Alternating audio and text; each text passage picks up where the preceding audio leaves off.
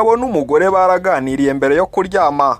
Umugore ati ariko sheri, ubona biriya bintu Uburusiya bukorera Ukraine ari byo? Niba Ukraine ishaka kwigira muri NATO, bitwaye iki ko buri gihugu gihitamo ibyo gishaka muri demokarasi isesuye? Umugabo aricecekera aryumaho, ariko yihina mu gikoni gato, azana imbugita, icyuma, ayitereka neza hafi y'igitanda ku ruhande rwe. Umugore ati ngaho da.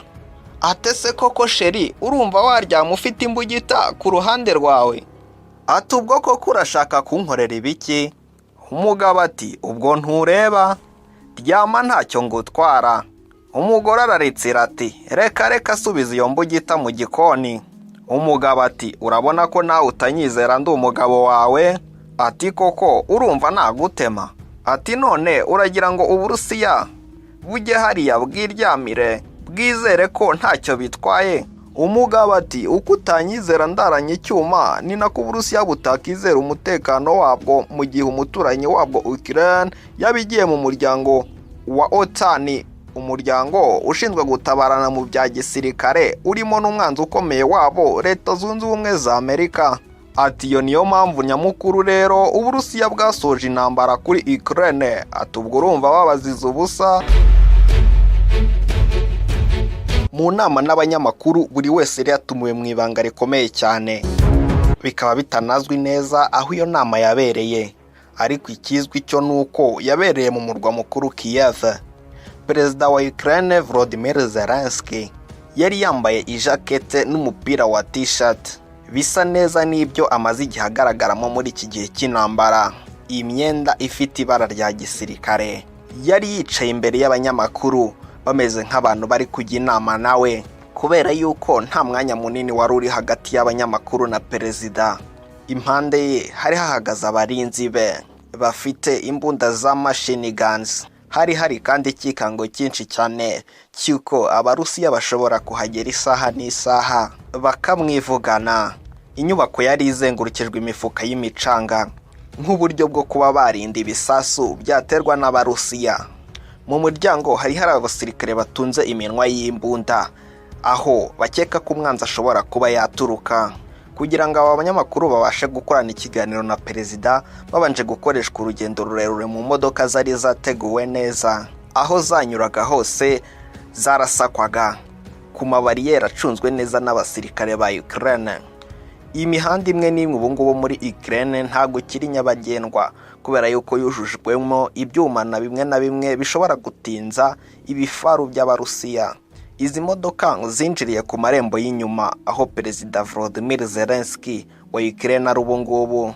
Imbere mu nyubako hari huzuyemo abantu benshi b'abarinzi. Abanyamakuru bakigera muri iyi nyubako bahawe abarinzi barabaherekeza, bagenda babamurikiye. Ahantu bagendaga babanyuza ni muri koridori y'umwijima.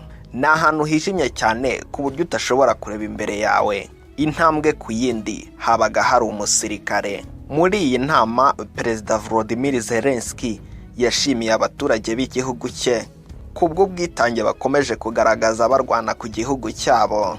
Ati dufite abaturage bihariye, ni abaturage badasanzwe. Iyo niyo mpamvu nkomeye kandi nkaba nkomeje gutwaza gitwari. Uyu muperezida Volodymyr Zelensky yavuze yuko atewe ishema n'abanya-Ukraine bakomeje kwizirika bagahangana n'ibitero by'Abarusiya, no kuba bakigaragaza yuko ntabwo bafitiye ibifaru by'Uburusiya biri mu marembo w'umurwa mukuru Kiev. Akivuga ibyo ngibyo yahise akurura agatebe kari aho ngaho aho yari yicaye, ubundi yegera neza abanyamakuru ababwira ibijyanye na guverinoma ye, bivuga yuko yaba yerekeye aho gukora. Ibyo ngibyo rero yarabihakanye, avuga neza yuko nta mutegetsi n'umwe wigeze ahunga igihugu kandi yuko akazi gakomeje. Perezida Volodymyr Zelensky yavuze yuko akomeje gutakambira ibihugu by'iburengerazuba bw'isi ngo bimuhe ubufasha bwa gisirikare, kubera yuko aribwo muri iki gihe bukenewe cyane. Uretse ibyo ngo harimo no kuba yarasabye perezida w'Ubufaransa Emmanuel Macron na perezida w'Ubudage yuko bashyiraho ikirere kibujijwemo kugurukamo indege zishobora kurasa kuri Ukraine no fly zone. Icyo gitekerezo Zelensky yagejeje ku Bufaransa n'Ubudage cyashubijwe inyuma n'ibihugu byinshi by'uburengerazuba bw'isi, bivuga yuko bitashoboka kubera yuko byaba ari ukwishyira mu ntambara yeruye n'Uburusiya, bikaba urugamba rwa OTAN n'ingabo z'Uburusiya aho kugira ngo rubu rwa Ukraine n'Uburusiya. Zelensky yavuze yuko ubushotoranyi bwatangijwe na leta y'Uburusiya buzakomeza bugakwirakwira ahantu hose mu gihe nta gikozwe vuba na bwangu ngo intambara ihagarikwe hakiri kare muri Ukraine.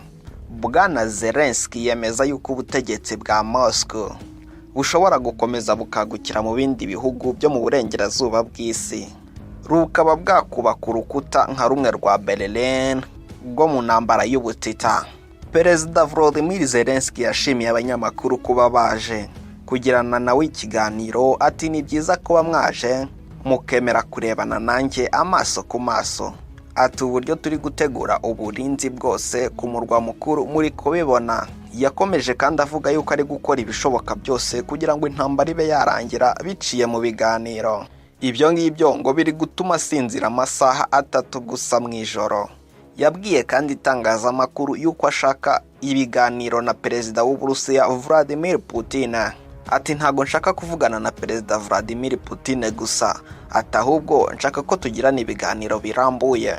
Ati isi yose ikeneye kuvugana na Vladimir Putin, nta yindi nzira yo guhagarika iyi ntambara. Avuga kuri iyi ntambara yavuze yuko ababajwe nuko benshi mu basirikare b'Uburusiya bari kumurwanya ari abana bari hagati y'imyaka 18 na 19. Perezida wa Ukraine Zelensky we ubu ngubu afite imyaka 45. Yemeza neza ko ibyo ari kubona ku rugamba ari inzozi mbi cyane. Avuga kandi kuri aba basirikare b'Uburusiya bakiri mu myaka y'ubugimbi n'ubwangavu. Yavuze neza ko bari mu kigero kimwe n'umukobwa we, bityo yuko nabo bafata nk'abana be. Ati ubundi bakabaye ari abana banjye, none ndi kurwana nabo. Ati bazapfira ku rugamba mu muzankano ya gisirikare.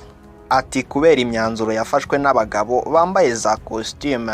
Volodymyr Zelensky wahoze ari umunyarwenya, wahoranye kandi ibitekerezo byo guhora bari inkuru muri politike, yamaze kuvuga yuko yamenye yuko cyane kuba yarigaragaje kuri televiziyo asaba abantu kuguma mu murwa mukuru bakarwana nubwo rwose wugarijwe, ngo byamugize ikimenyetso cy'indwanyi karahabutaka mu mahanga yose.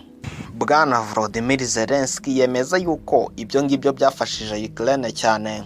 Ati ndishimye cyane ko isi yunze ubumwe mu gushyigikira Ukraine. Ati ubu ngubu icyo nkeneye ni amasasu, ntago nkeneye kwiruka mpunga.